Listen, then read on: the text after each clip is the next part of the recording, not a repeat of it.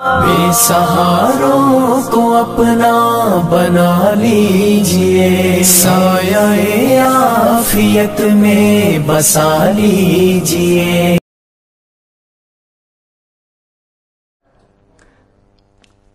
اور آئے گا وقت آپ دیکھیں گے کہ وہ ظالم جن کے بارے میں سارے تنظیموں کے سربراہ، نہیں جی شمر جو تھا وہ تو ان کا اعلیٰ کار نہیں تھا، اہلکار تھا۔ اس نے لکھا کہ شمر اور دوسرے جو وہ کیا غلط کر رہے تھے، وہ ایک حکمران کے اہلکار تھے، وہ اپنے امیر کی اطاعت کر رہے تھے، ٹھیک کر رہے تھے امام حسین رضی کو قتل۔ ساری کتاب ظالم نے ایسی لکھی ہے۔ اور حال یہ علم کا، میں اس لیے خطبہ اردو میں کرا رہا ہوں کہ یہ لاہور پہنچایا جائے، یہ صلاح الدین یوسف صاحب کو دیا جائے کہ آپ کے علم کا حال یہ ہے کہ 19 صفحہ پر آپ نے لکھا ہے یہ تعزیہ کی مذمت کرتے ہو، تعزیہ غلط ہے تو ٹھیک ہے غلط ہے، مگر حدیث دیتے ہیں، حدیث میں آتا ہے اوپر لکھ رہا تعزیہ پرست حضرت حسین رضی اللہ کی مصنوعی قبر بناتے ہیں اور اس کی زیارت کو ثواب سمجھتے ہیں، حالانکہ حدیث میں آتا ہے، یہ یاد کر لو حدیث میں آتا ہے، میں پڑھوں گا حدیث۔ اور ادھر کون نہیں جانتا کہ اللہ کے رسول علیہ السلام کی متواتر حدیث ہے کہ اگر کسی نے میرا نام لے کر کوئی بات کہی جو میں نے نہیں کی، اس کا ٹھکانہ جہنم ہے۔ اب اس کو بھیج دینا، خط بھی لکھو اور یہ کتاب کا حوالہ دے کر بھی لکھو کہ جہاں یہ حدیث دے حوالہ بھی سن لینا، من زار قبرا بلا مقبور فکانما عبد الصنم، جس نے ایسی خالی قبر کی زیارت کی جس میں کوئی میت نہیں تو گویا اس نے بت کی پوجا کی۔ رسالہ تنبیہ الظالین از مولانا اولاد حسن وارد نواب صدیق حسن خان رحمہ اللہ تعالیٰ۔ اب پوچھے یہ کوئی حدیث کی کتاب، نہ صحابی نہ سند نہ کوئی، آپ نے حدیث کہا تعزیہ کی مذمت کے لیے، تعزیہ کا رد آپ کرتے رہتے، مگر یہ تعزیہ کا رد کرنے کے لیے یہ کہ حدیث میں ہے، اور تنبیہ الظالین جو رسالہ لکھا نواب صاحب کے والد نے اولاد اس میں ہے۔ بھائی نواب صاحب کے والد نے کوئی لکھا، کون صحابی بیان کرتا، کہاں ہے کس کتاب میں؟ آپ موضوعات کی کتابیں میں چھان جائے جو منکرد حدیثوں پر، ان میں بھی نہیں ہے یہ بات۔ تو ایک شیخ القرآن جس کی تفسیر سعودی حکومت تقسیم کرتی حاجیوں میں، اس کا حال یہ کہ حدیث لکھتا ہے سرے سے اس کا نام و نشان نہیں، بالکل نہیں۔ آپ یہ ضرور پہنچائیں۔ آگے جا کر پھر چلتے ہیں، ابن تیمیہ بھی یہی غلطی کر گئے، ابن کثیر نے بھی کی، اور یہ بھی کرتے ہیں۔ ہر سال میں کہتا ہوں، نہ جامعہ سلفیہ میں سے کسی کو عقل آتی ہے کہ وہ سوچے کہ بخاری شریف کے بارے میں جو کہتے ہو کہ اس میں یہ حدیث آتی، صحیح بخاری میں عبداللہ بن عمر رضی اللہ عنہ سے مروی ہے کہ حضرت صلی اللہ علیہ وسلم نے فرمایا جو فوج سب سے پہلے قسطنطنیہ کا غزوہ کرے گی وہ مغفور یعنی بخشی بخشائی۔ اس حدیث پر تو انشاءاللہ بات ہوگی، مگر عبداللہ بن عمر رضی اللہ عنہ سے دنیا کی کسی کتاب میں کوئی نکال کر دکھا دینا۔ یہ ان سارے شیخوں کے سامنے یہ رسالے چھپتے ہیں، اوپر لکھا ہوتا ہے ایڈیٹوریل اسلام میں کہ ہم سارے شیخ اس رسالوں کے دیکھتے ہیں۔ بھئی آپ نے نکال کر دیکھا ابن تیمیہ سے غلطی ہو گئی، واقعات ام حرام رضی اللہ تعالیٰ کا، ایک عورت ہے اس کی راوی صرف حضرت ام حرام بن ملحان رضی اللہ بنت ملحان رضی، اور کسی سے نہیں، دنیا جہان میں جتنی کتابیں نا کسی دوسرے صحابی نے اس کو روایت نہیں کیا، ام حرام بنت ملحان، مگر یہ صاف لکھا صحیح بخاری میں، اور ساتھ حوالہ بھی ہے صحیح البخاری الجہاد وسیر باب ما قیل فی قتال الروم۔ تو جہاں سے دیا وہاں ہر شخص اٹھا کر دیکھ لے کہ وہاں ابن عمر کا کہیں نام آتا ہے۔ جن لوگوں کی حالت یہ ہے کہ نہ توفیق ہے کہ کتاب جس سے لکھ رہے ہیں اس کا بھی پتہ نہیں، عبداللہ بن عمر رضی اللہ عنہ کا وہاں کوئی ذکر نہیں آتا۔ اس حدیث کے بارے میں بات تو شاید کبھی موقع ملے، مگر میں ضمناً کہہ دوں کہ بے شک یہ بخاری میں ہے، مصنف عبدالرزاق میں، مگر کون بیان کرتا؟ شروع سے لے کر سارے شامی ہیں، کوئی مکے کا، مدینہ کا، عراق کا، دنیا کے کسی مسلمان ملک میں کسی کو خبر نہیں ہے کہ حضور نے یہ اطلاع دی تھی، صرف شامی بیان کرتے ہیں۔ جہاں دارالحکومت تھا معاویہ رضی اللہ عنہ کا، بعد میں یزید اور ان کی ساری اولاد، کلہم شامیون، پہلے سے لے کر آخری راوی تک سب شامی، اور شامی بھی کیسا؟ سور بن یزید الکلائی، جو مدینہ میں امام مالک صاحب نے کہا کوئی اس کے پاس نہ بیٹھے، نہ اس کی روایت لکھے، بیماری کیا تھی؟ وہ بھی ناسبی تھا، جیسے خالد بن عبداللہ کا بنایا نا مکے کا گورنر جو علی کو گالیاں دیتا، اس کا بھی یہی کام تھا کہ حضرت علی کو کہتا تھا میں اس کو پسند کر سکتا ہوں جس نے میرے دادے کو قتل کیا تھا، میرا دادا جنگے سے۔ بھائی ایسے دشمنان اہل بیت کی حدیثیں لیے پھرتے ہو، جب اصول یہ ہے سارے جانتے ہیں کہ کوئی آدمی اگر ایسی حدیث روایت کرے کہ اس آدمی کا تعلق کسی خاص گروہ سے ہو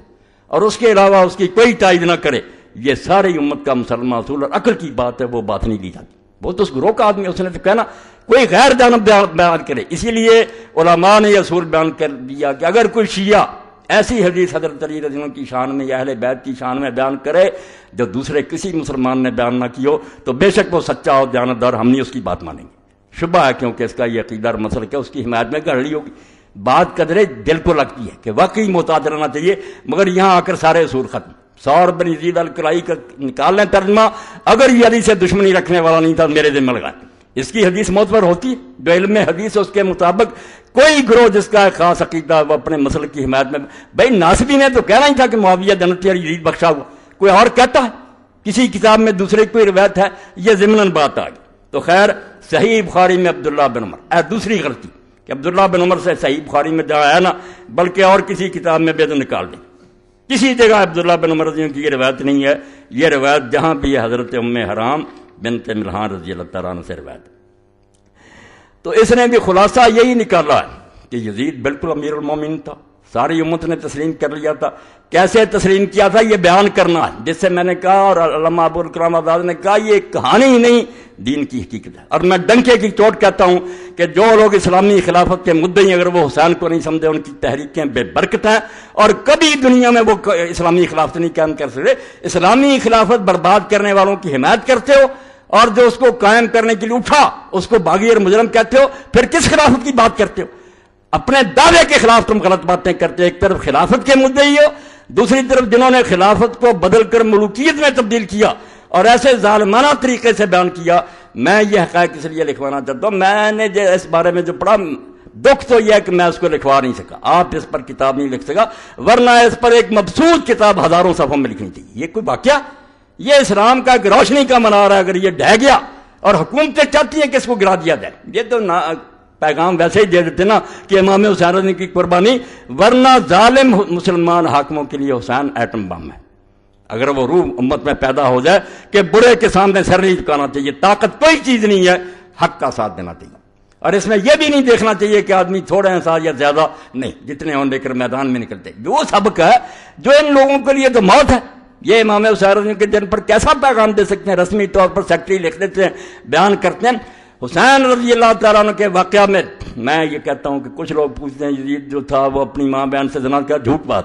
ایسی باتوں کی ضرورت نہیں، نہ ہمیں یزید کو کچھ برا بلا کہنے کی ضرورت ہے کہ اس میں یہ برائیاں تھیں۔ برائی سب سے بڑی یہ ہے جو اللہ کے رسول علیہ السلام نے فرمائی تھی کہ اول من یبدل سنت رجل من بنی امیہ۔ اصل اعتراض میرا یہ ہے جو اصولی ہے، ہمیں کوئی اس سے بحث نہیں، وہ شراب نہ پیتا اور نماز نہ، جس طریقہ سے یہ خلافت بنی ہے میں مولانا ابوالکلام آزاد رحمۃ اللہ علیہ کے حوالے دوں گا اس سلسلے میں، کیونکہ وہ نایاب ہے۔ وہ میرے بچے نے کوشش کی اور بڑی محنت سے اس نے وہ کرمی جو تھے فوٹو اسٹیٹ کرا کے لایا، بڑی محنت کی ہے جعفر بچے نے اس بارے میں۔ آزاد نے لکھا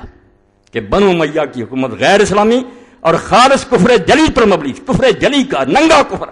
کہ تشدد سے زبردستی سے جو حکومت بنوائی جائے اور جب زبردستی جو مسلمانوں کے تخت پر بیٹھ جائے وہ فرشتہ بھی ہو تو شیطان ہے، کوئی حق نہیں۔ مسلمان امت کا حق ہے کہ اپنے لیے اپنا قائد چنے۔ ایک شخص زبردستی بیٹھ جاتا ہے اور بعد میں بیعت لیتا ہے، یہ خود اتنا بڑا گناہ اور جرم ہے کہ اس کے ہوتے وہ شراب نہ پیے، زنا نہ کرے، نمازی ہو، دیندار حاجی ہو، انتہا درجے کا بدماش ہے۔ اس کو کس نے کہا تھا کہ امت کا تخت جو ہے غاصبانہ،